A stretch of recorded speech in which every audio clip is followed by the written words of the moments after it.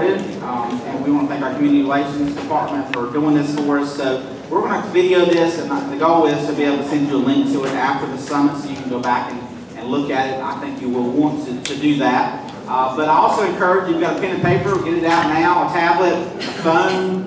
You're going to hear some really good information in this panel discussion that you really need to take to heart as you think about your operations. And we all know with Hurricane Helene, we've seen the damage and the destruction and the life-changing impact of what natural disasters can do to a community, a county, an area, a region. And our hearts really go out to our fellow farmers, our fellow North Carolinians, and even those in states around that were affected as well. And a lot of you have been asking about what should I be doing on my farm now to get ready should something ever happen like that. And we live in a place that a hurricane could come any given year, right? We deal with flooding here. We deal with a lot of disasters in our county. The terrain is obviously very different than it is in where I'm from in Carteret County, down at the beach. It's very different than what it is in the mountains. But we need to be prepared. Our operations need to be prepared, and also we need to be prepared on behalf of our community as well, and to be ready should something ever happen. And today, while Hurricane Helene, our fellow citizens, our residents of North Carolina are still recovering, and they will for a long time. I know it's top of mind here, and this is what this panel discussion is about today. Before I introduce our panelists, I do want to show this quick video, and we want to thank Farm Bureau for providing the video for us to look at today.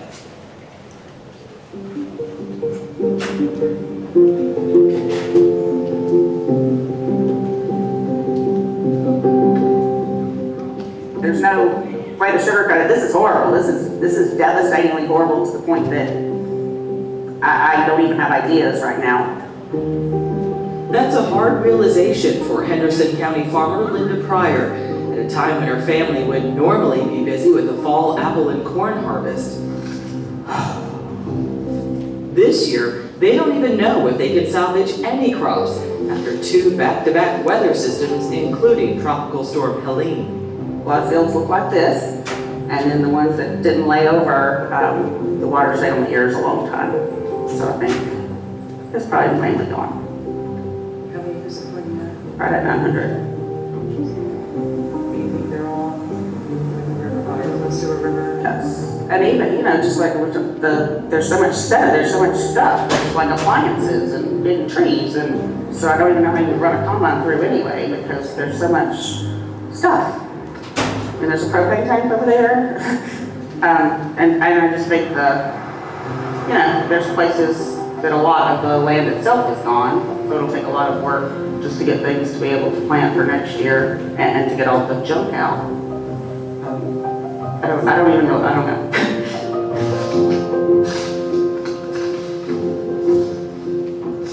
Even with so many unknowns, Pryor knew she needed to do something. Hey, So she jumped into action, coordinating rescues. my good friends couldn't get a hold of his mom. We started trying to get to her, but in the process of trying to help her, we kept encountering all these other people that needed help. So we never got to her that day because we didn't make it. But we helped a lot of other people. So you need diapers. And I got one stove left, and did the cans get brought down here? She also collected supplies for neighbors. We just took a pickup truck and put supplies in the back, food and water and stuff, and just parked it at the end of this road in this area and put a sign on it that there was stuff in it, take what you wanted. And that's been extremely helpful. So now we have people that are coming every day to get their supplies for the day. Let's do one more water and 1 diapers here. Tasks filled with rewards and a much needed distraction for this farmer who loves her community. It's been easier just to help people right now because I can't help this. And I don't do well with sitting around. So I think I've had very good examples of how to treat people, and that's how I want to live.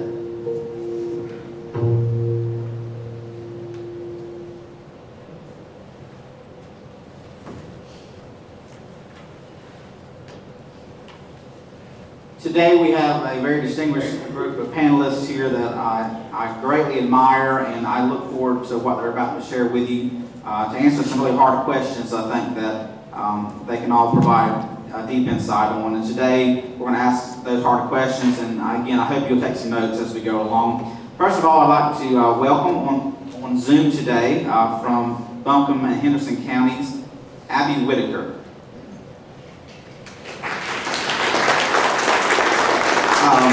Abby's the livestock and forages crop agent, area agent for Buncombe and Henderson counties. We were on a lot of calls after or during Helene from the very beginning, and I sit on just to listen because I was even in a county that was affected, but I wanted to be there and to hear what was going on, what we could do from Orange County to help those folks. And Abby was in the thick of it, and she would travel, I know, miles to find a cell signal to get on these calls and to be able to get information out on behalf of our farmers, the needs the farmers had there in those counties. Very, very proud of Abby, and thank you for being here to share some of those insights with us and some of those experiences. Next, we have Dr. Anna Allen, the Southeast Emergency Programs veterinarian from NCDA and CS.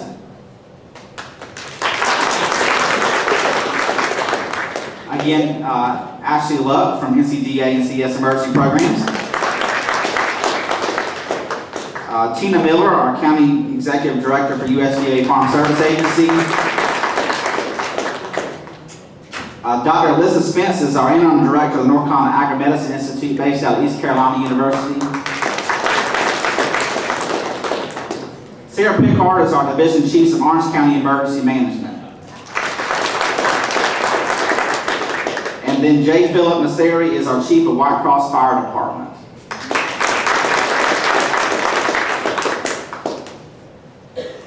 So we're going to start with Abby today, and then we'll kind of go down the line, and whoever wants to respond to each question, you can. And there's no requirement to respond to every question, but if you feel like something's not been shared yet, that you feel would be relevant, please do add to it. So first off, Abby, what should farmers be doing now to prepare their farms for future emergencies? Thank you. Good morning, everyone. Like Jonathan said, I'm Abby Whitaker, the livestock agent in Buncombe and Henderson counties. And we were not prepared or knew how to prepare for what Hurricane Helene brought on. And those unprecedented times were very challenging. And even though we're a good few many months past that, I wish we had a holistic answer of exactly what is needed. That's the hard part about these disasters is ever changing, and there's something different from each one. And we've had many of those discussions amongst ourselves. And as an extension agent, we're not necessarily emergency responders by any means, but we were in the thick of it afterwards of trying to help our farmers navigate what to do next. And so one of the things that we saw that just came in absolutely necessary, and you heard Linda Pryor talk about that in the video, it's just those relationships that you have with community partners or neighbors. And so as an extension agent, the only way that I was able to help people is by knowing other people to call.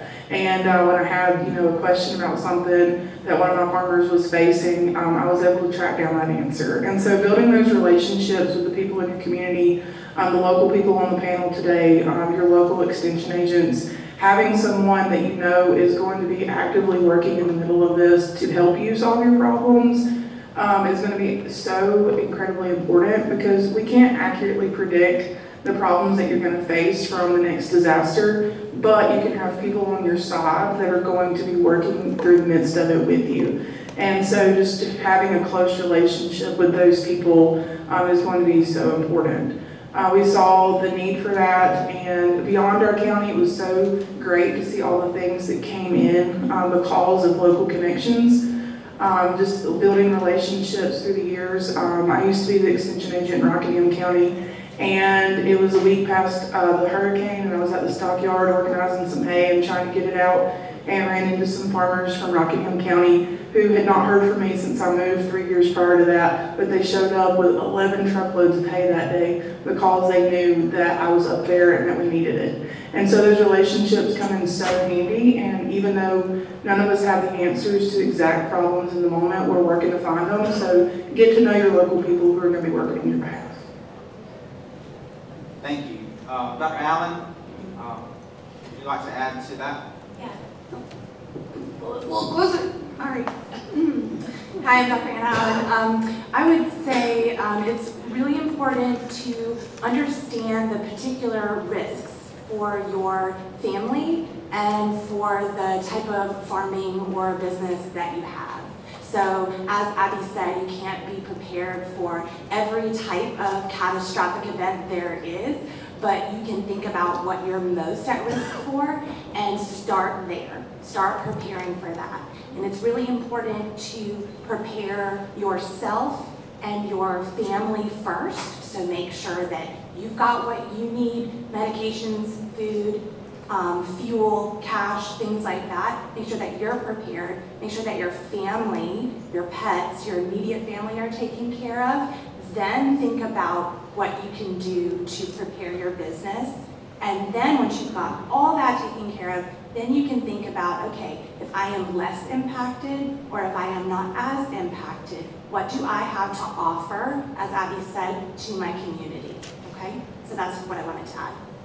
So Tina, let me ask you this, as you think about future emergencies, do they come see you at the Farm Service Agency office way before things happen? Exactly.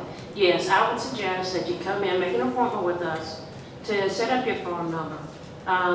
And so just to have that set up, your farm plan, and so that would be available for us. We have numerous disaster application programs to assist you with that I'll speak about in just a moment. But yes, have your farm number, have your acreage and your crops reported each year so that you'll know and we'll know what's out there to be able to assist you with. So, it's very important, whether it's produce, fruit trees, row crops, we need to know what you have so we can assist you. And then we'll skip down to our chief here. Is there anything else you'd like to add to that question? Sure, absolutely. So you heard a lot about big disasters that affect massive areas, but most importantly is that what you deal with day to day in your personal farms, in your personal land, what we often forget about, which could be catastrophic. I'm sure many of you that have farms probably keep a lot of equipment in a localized central location. By show of hands, that sounds pretty accurate. Most of your equipment, farm, balers, centrally located. So what we often forget about are those hazards that may not affect everybody, but can be devastating to your individual farm. From the way you store your equipment, combustibles, trickle chargers, the fuel, the way you keep your land tended to, the brewing stall, the amount of debris laying around can have catastrophic events in our extreme weather, as you've seen this recently from the weather. We talked about Helene, McDowell County just a week or two ago, on top of everything else, had local fires break out. We're not immune from that here. I'm sure y'all remember Floyd, Fran, in 2007, the dry droughts that we had 300 acres fires off the Hebrew Church Road area. Those are the things that we need to think about on a daily basis. We often forget about when we have these type of events happen, because those can be very devastating to your individual farm and the loss that you could incur just for your farm, just by poor, housekeeping stuff. Not even thinking about it, you park your UTV that you're hauling hay to your horse on next to it within 3 feet. We see this all the time. And that's devastating to an individual farm and hard to recover from. So as we go into this further, those are things I really need you to think about on your farm. What happens right now if my tractor shed that has all my equipment catches on fire? What am I going to do? How can I prevent that? What does the grounds around my farm look like? Do I have dead trees blocking access to my farm? If an ice storm comes through, in 2002, we had a lot of issues with the trees that are falling because we didn't take care of dead timber. You heard the Forest Service talk about live fire or prescribed burns. Huge on your property. Even if you have 10 or 11, 12 acres, and that stuff gets overgrown, days like yesterday alone can cause severe hazard, not by your fault of any, but it could be your neighbors, embers. Those are things that we'd like to help you with, especially the Forest Service, like as AK said. Call us out there, call them out there, because if you prepare now, it can be so less devastating. We can't stop everything, but if we can prepare, we can really, really reduce the risk just from looking at a different angle. So, if you have any questions, please let me know about that. So, bouncing back to Dr. Spence, you were mentioning, Chief Nasseri was talking about some of the things he was seeing on local farms and some of the challenges there, improper stores, those things that lead to bigger issues. How can mental health stress specifically cause a farmer to do those things, maybe not on purpose, but because of stress, because of time limits? I mean, speak to that for us. Sure. So, one of the telltale signs of farmer stress or ag stress, which we know is different than other types of stress, is, a farmer not taking care of the farmyard like they typically do, or having, you know, a sort of change in their behaviors and how they care for their livestock or they care for their crops. And, you know, it's surprising to many of us to realize that the farmer suicide rate is about 3 times higher than the average population. And so when we take that into consideration and we take in, you know, all of the things that Jonathan just mentioned, you know, farmers' time is very limited. There's lots of things to do all the time. And, you know, when we start to see, you know, particular things like maintenance or care for their animals start to decline, that's a warning sign that ag stress is getting to a boiling point. And you know, it's important to understand what those signs and symptoms look like for you personally as well. And you know, we talked about having a farm emergency plan, and I'm sure Ashley's going to talk about that in just a second. But you know, in addition to having like a physical safety plan, it's also important that we have a mental health safety plan. And you know, one of those things that would be included on a mental health safety plan is, you know, what do your warning signs look like? For me, I'm typically a very patient person, especially when it comes to my children. But when I snap and I bite their head off over a small request, that's a warning sign that I am, you know, at a breaking point with my anxiety. I need to take a step back. I need to, you know, practice some of my coping strategies, which is another thing that you might include in that safety plan. You know, in addition to those warning signs and coping strategies, you would also have, you know, if you work with a therapist or a psychiatrist regularly, you would have that person's contact information on there. You would also have, you know, whoever is in your support network on there that you can reach out to help bring you back to a better place where you are more able to face the normal day-to-day things like, you know, storing whatever the equipment is properly and doing those day-to-day tasks that need your full and clear attention. Thank you. So we'll start with Ashley now. And we'll kind of go down the road here. What resources and support do your organizations provide to help farms prepare, respond to, and then recover from disasters? So we have many resources, and before I start with that, the Farm Emergency Plan template is probably one of my favorite things to talk about, only because so many people right now, we're in the right frame of mind where we need to be. We know our numbers, we know our vet numbers, we know our community partners, we've already contacted them. It's when the emergency happens, you go completely blank. You cannot remember anything, you don't know your resources. So it's very important to put your resources and all the information. This has got the contacts where you can write all that down. We've left it blank for you to be able to fill it out now. I think that was one of the biggest things in the hotline that was called in about was, you know, I don't know who to call. I forgot the name. I can't remember. And it was just there in a state of shock. As far as resources, we have a lot that we'll also be speaking about at 11. We've got the large animal rescue, you know, small animal. Anna was phenomenal with setting up the shelters for people that had their pets. But we've got the resources that are there. The biggest, I think, helped us through Hurricane Aline is having our hotline that people could call and ask. Until we didn't know what they needed until they called. The other issue was they didn't have a way to communicate with us. So we went almost 5 days, crickets, not hearing anything. Once they started calling, we were able to assign the resources. We had strike teams that were able to come out and assist, whether it would be fencing, whether it was going to be hay, feed, whether they needed to be fed. We had some people that couldn't even get down. They could, from 2 different levels of the mountain, and they were having to, you know, they would call and say, one guy called and said, I have a can of ravioli, 1 can left. I don't know if it's going to be me or if it's going to be my aunt. I don't know what to do. I cannot get downhill. He couldn't get down the road to get to any resources. So when you get calls like that, what are we supposed to do? And that's where we set up our strike teams just to determine what those needs were, and we sent people out. So anything you want to add? I just wanted to add that on our emergency programs website, we have a lot of great resources on that website to help you prepare for all different types of emergencies and disasters, all different types of resources, whether you have different types of animals, whether you just have field crops or something like that. So lots of great links on there that you can go to, and again, learn more about what your risks are and learn more a little bit about what you can do to be prepared for different types of things. So highly encourage you to visit that website on a regular basis. We try and keep it up to date. It has a lot of great information, including our farm emergency plan template, including a link to a Word document where you can edit the whole thing if you want to. And to add, like you heard the phrase large animal rescue as phrase of moving large animals. But in Orange County, thanks to Orange County Emergency Management, especially this young lady right here, we actually have a program now that all the fire departments participate in the county in the event that you have an animal that is in distress, or equine animal that has fallen, or you have a trailer full of sheep that wrecked and they're on the road. We can actually respond now and help you with that. We have training in that. We have people through all the county that make all the departments, especially your animals. Farmers are very resilient. We don't like asking for help by nature.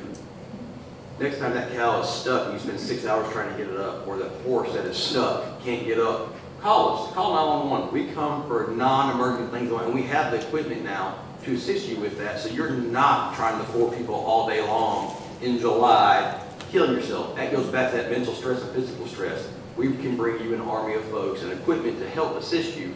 It's your animal. We're not going to take it over, but we can really, really provide resources you need to help you and give you a break. You're not alone in this.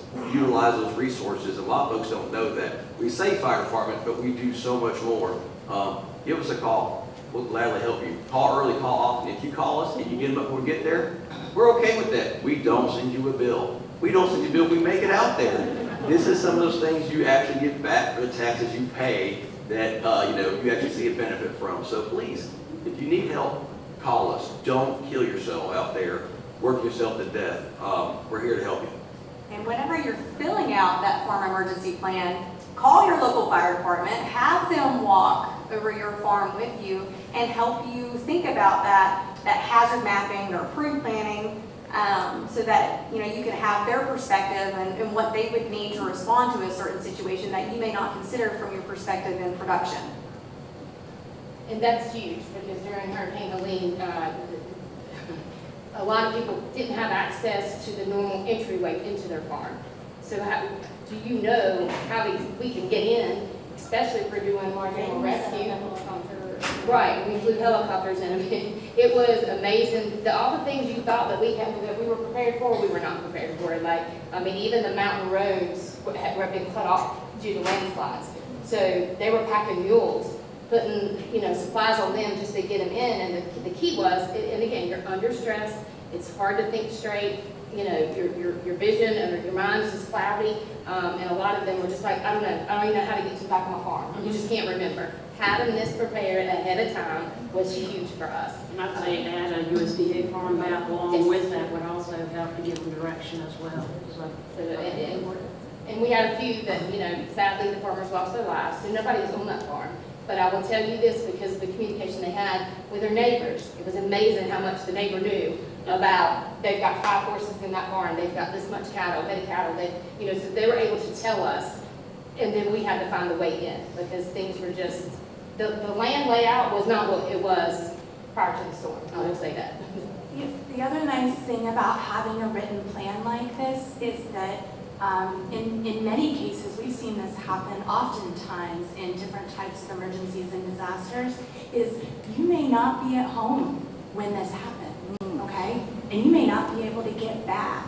And so if there's someone close by who can get to your farm and they can find this and it's in a safe place, or you've saved it digitally and you can send it to them, then they've got all the information that they need, that you've prepared, in the event that you're not there. So we've talked a lot about tailoring your farm's emergency plan to your local threats and hazards. I can say I've been with Orange County Emergency Management for 7 years, and I feel like we've had just about everything bad, knock on wood, that can happen has happened. Anyone who's lived in the county that longer probably knows the same. So I would like to direct y'all to readyorange.org. That is our landing site for all things emergency preparedness in the county, and that addresses what our most frequent and most severe threats and hazards are. So when we look at the county threat hazard matrix, we're looking at how bad could the potential thing happen, how frequently could that happen, and what are the like long scale or long-term impacts from that either human-caused event or that natural disaster. And so I would say that our largest threats and hazards for Orange County here, it's riverine flooding and then winter weather, which we've seen a lot of this winter and we'll continue to see for the next couple months, and then tropical storms and hurricanes. And so as you're making that plan for your particular farm, if you'd like a little bit more information or resources on what those threats and hazards are, I go to readyorange.org. I'd like to add to that. USDA also has some programs that come into effect after the events. That would be the Emergency Conservation Program. That's cleaning up the debris, grading and leveling, fence repair, fence removal, anything that's leading into the farm could be assistance. We have the Livestock Indemnity Program, which if you have livestock that you lose during these events and it's up to the normal mortality rate, then you can be reimbursed 75% of the actual market cost of the animals that you lose. Also to go on with that, we have the emergency farm loan program. So there is availability of the 4 systems, so just keep that in mind. Thank you. One other resource that I want to throw at you all, go ahead and take your phone out, because this is one helpline that I think everyone should have. And our helpline is a little different than the hotline that NCTA was operating, because it's available all the time, 24/7. So on your phone, type in 844-325-3276. That was 844-325-3276. And that's the North Carolina Farm Helpline.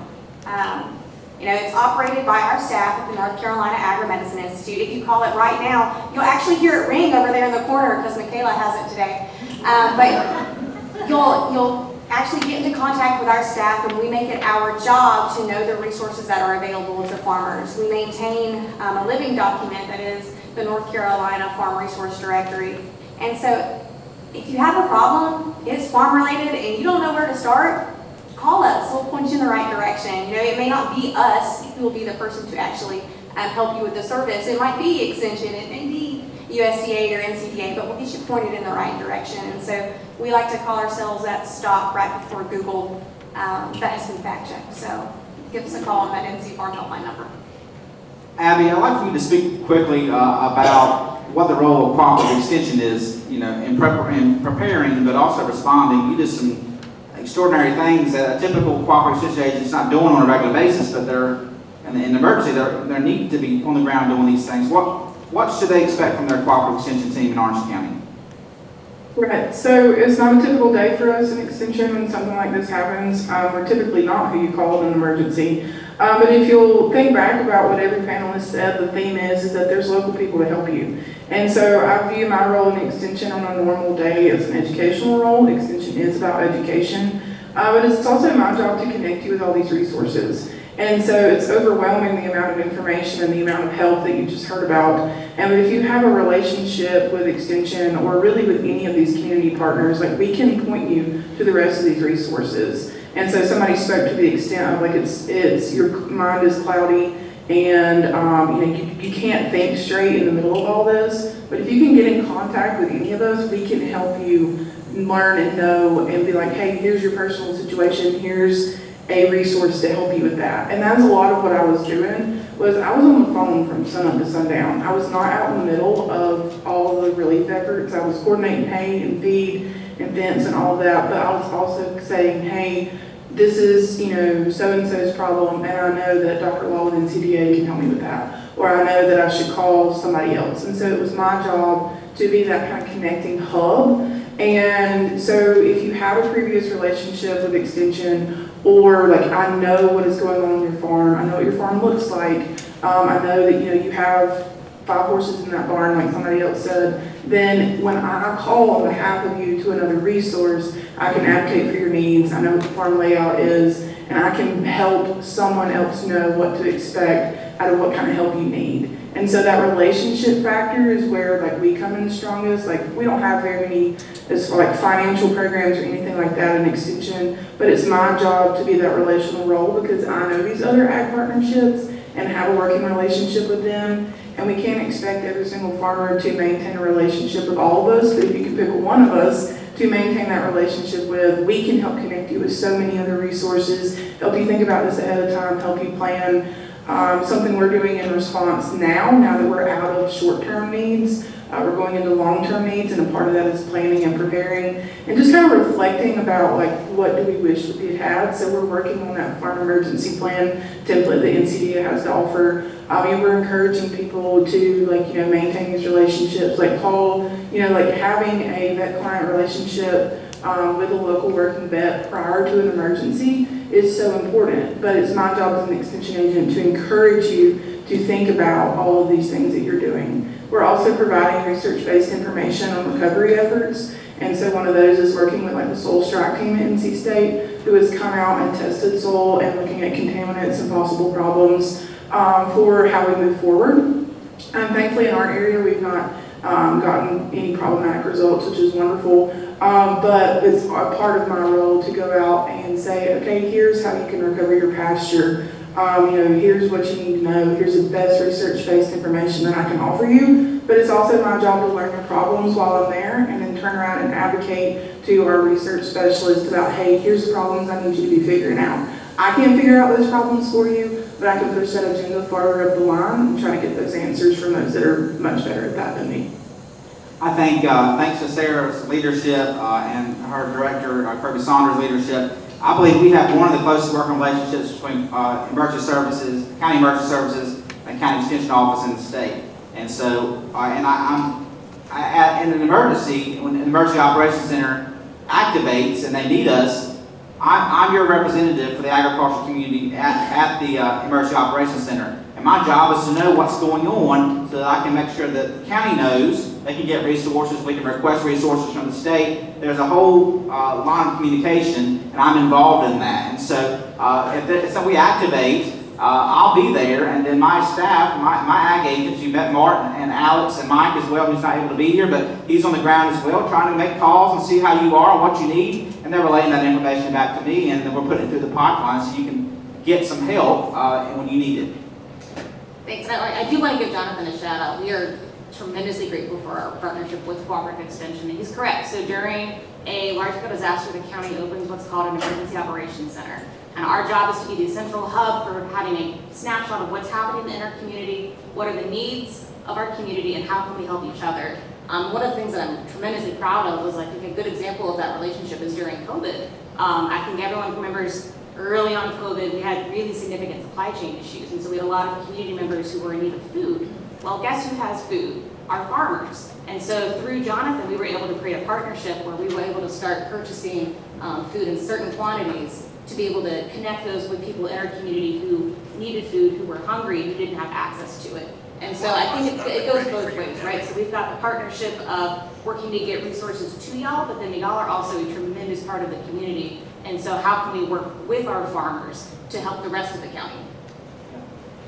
And Abby already started kind of going in this direction, so we're going to pick up where Abby stopped about, when an emergency does hit, there are some immediate things that you need to focus on, right? And then there's some things that are longer term that are going to take more time and something you can focus on a little bit later. So could some of our folks here on the panel kind of speak to that about how do you prioritize what you need to focus on immediately versus what can be put off a little bit longer down the road when you have the resources? Who would like to start there?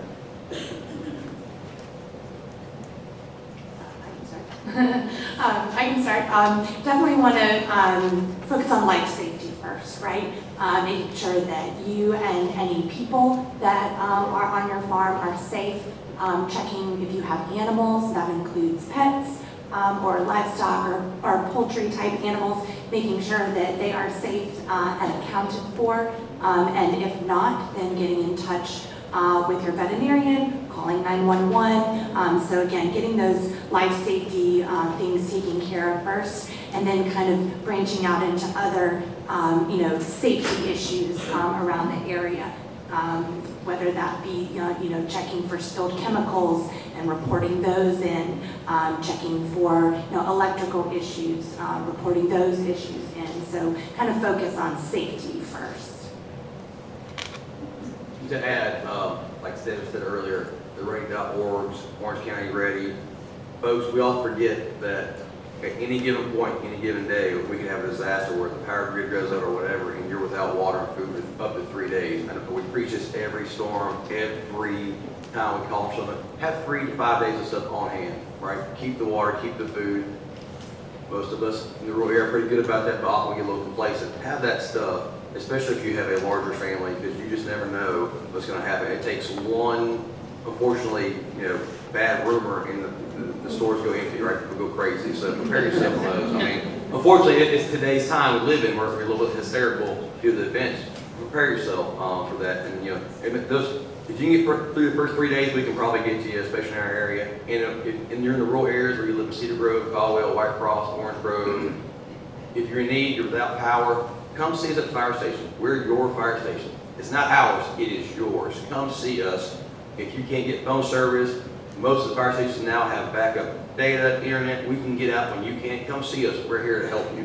Whether it's take a shower, a cup of coffee, a nice facility set up a little bit, come see us. We're there for you. So we think about those immediate needs, and one of the things you need to do is kind of capture what's going on your farm, what's happened. And so, Tina, would you mind sharing with us a little bit about filing insurance claims? What do they need to be taking pictures of, thinking about kind of right after the event happens, so they're ready to come talk to you when the time comes? Sure. First of all, as everyone has said, safety first. Yes, documentation, and photos if you can.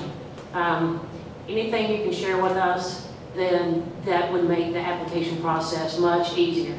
If you're not able to do that, we have a third-party certification where you can use a friend, neighbor, family member to help us to get the information that we need. So yes, if you can get as much photographs, documentation, anything of that nature, that would be awesome to have. Does anyone want to add to that? I think the damage assessment was important, or is important, in any event. I think during Hurricane Helene, it was hard on a lot of them due to the amount of damage that was there, loss of life, things like that. So we did fly a drone several times to get some pictures. So we were also able to help. Cooperative Extension was there to assist. And then, of course, USDA was phenomenal. But it's just whatever you can do at your best. Also, don't be climbing on rocks and mountain on the side of the farm or trying to stand up to take a good picture. Those things can wait. We will get to those. We can help with those. But I think the drones were very helpful. But of course, that was 2 months after the storm hit. So those are things that can wait. But if you can get the damage assessment pictures to the best of your ability, provided that you're safe, you go ahead and do it. But sometimes those things have to wait a little bit. Dr. Spence, go ahead. Oh, on the claim stuff, we talk about the farm and the large cattle, but your individual homes as well. People don't realize that one of the things we see in the fire service and emergency service that we hear all the time is documentation key. Documentation, pictures, especially for your home. You think about the farm, you think about your home, the documents you have living in your home, the valuables, stuff that keeps your business running. What we tell people is everybody can get a free Google account. Take a video of everything, serial numbers, VIN numbers, model numbers, store it in that cloud. It never goes away. It's free up to a certain point on Google. Record that stuff and store it, or whatever service you choose. And then if you lose the whole house, you're fireproof safe, you can't remember it, it's all there as in video pictures. We tell people that. Store that, put it in a little folder in the cloud, property for insurance claims, and it's always there. And try to do that once a year. The biggest thing I see is that you can't validate what you have unless you didn't have it. The amount of tools you keep, because the insurance says it's not there anymore. It's an unfortunate fact. But if you have pictures and video, it's hard to deny that one. So that's the last little extra tidbit we'll give you on that one. That's very good. And so just going along with, the safety thing, as you're answering some of those immediate needs, don't forget about personal protective equipment.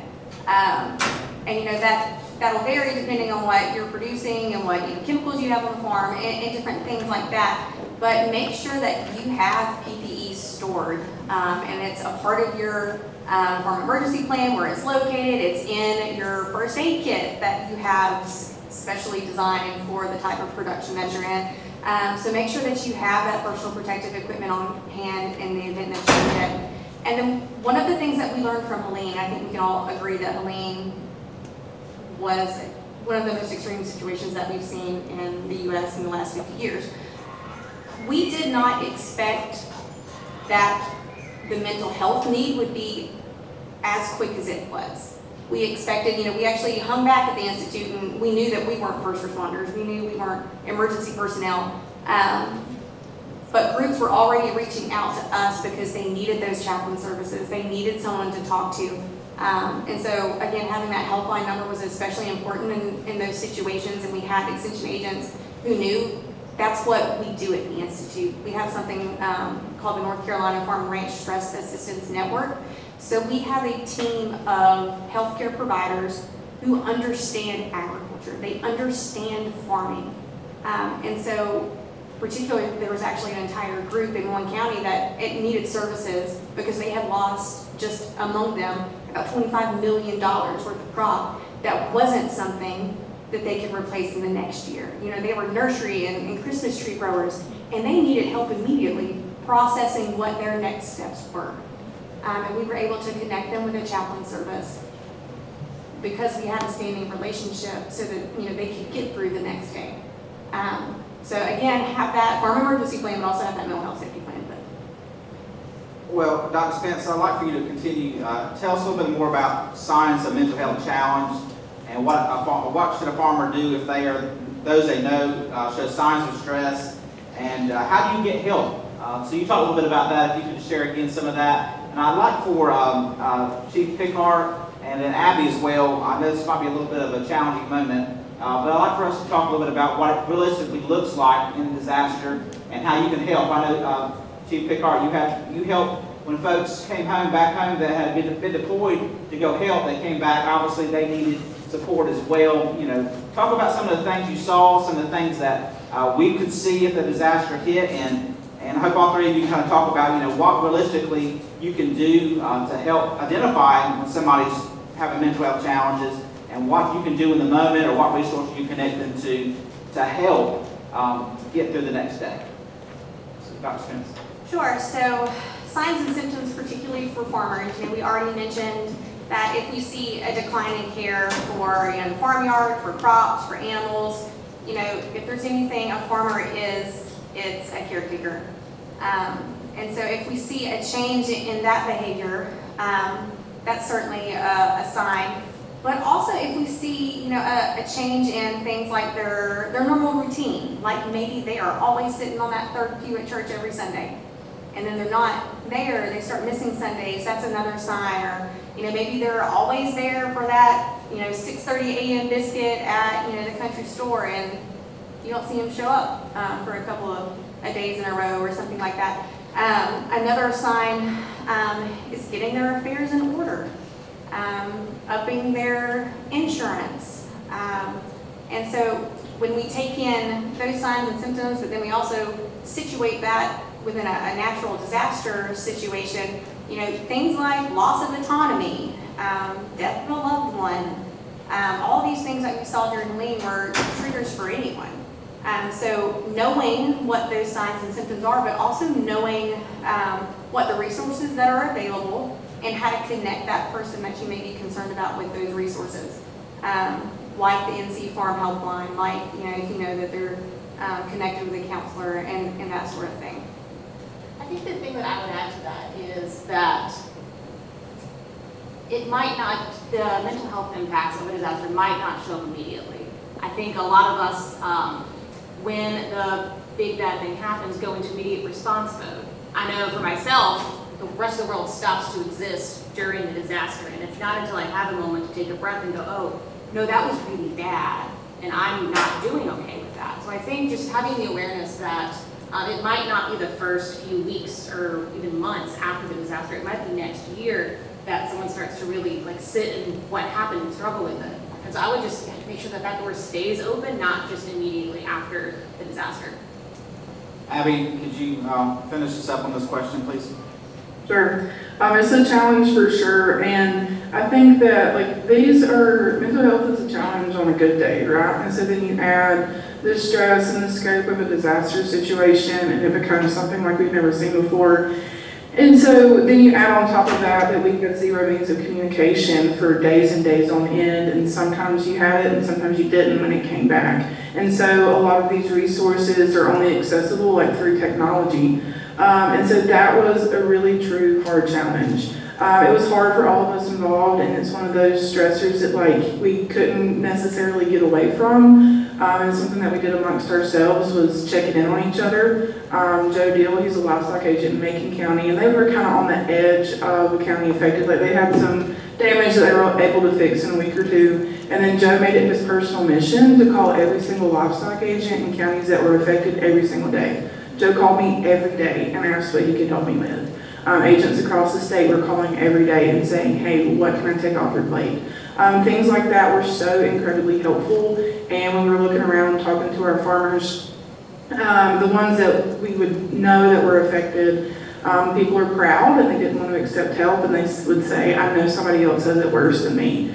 And so we had those conversations quite often, and I would always come back to, I can't necessarily fix the big scope of your problems, but if you let me take some of these small problems off your plate, like, hay and feed and things that I can get in the works for you, like give that to me so that then you can focus on problems that I can't help you with. And let me connect you with those resources that can help you with a bigger problem down the road. So it's a huge deal. It was an immediate need, it's a long-term need, and everything in between. And so again, not to say the same thing over and over again, but those relationships are just absolutely the most important thing that you can have and can do to make sure that you're checking in on your people, that your people, have the help that you can get them, have someone on your side, be talking to someone so that somebody knows. And to echo a lot of what Alyssa said, the change in pattern, change in behavior, of course, but a relationship is what's going to be picking up on those changes. And so having someone in your corner, having someone that knows what you do and how you do it is just super important. And we're very thankful for all the help that was received in all capacities. And a lot of people felt like they weren't doing enough or that they didn't know what they could do. Even sending hay, feed, water, whatever it was you sent, those alleviate some sort of stress, right? And so mental health is like a big scope problem, but when you're sending those immediate needs and giving us the supplies that we needed to help an immediate need, then you're alleviating some of that stress off of someone, so then at least that's something off their plate so that they can begin to think about the daunting big picture at hand. Just to tag on to that, one of the things that we offer through the Institute is counseling, and it's not just counseling, but it's with a counselor who understands farming.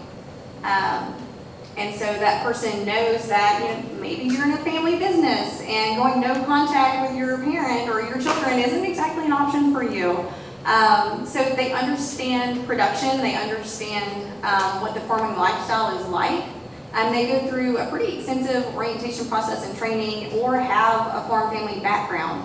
And so having a counselor that can help you, work through, sure, those thoughts and feelings, but also we have peer mentors that can also understand problems with production and offer technical assistance as well as emotional support. And so having someone to provide that perspective and be that sounding board can also help you, address what those stressors are. Because counseling is great, but unless you can actually, work through what the point of that stress is, then it's not going away. So just like Abby was saying, identifying that need and being able to find the right resource to provide for that need, helps take down that stress on the daily. I want to say thank you so much to our panelists today. Let's give them a round of applause.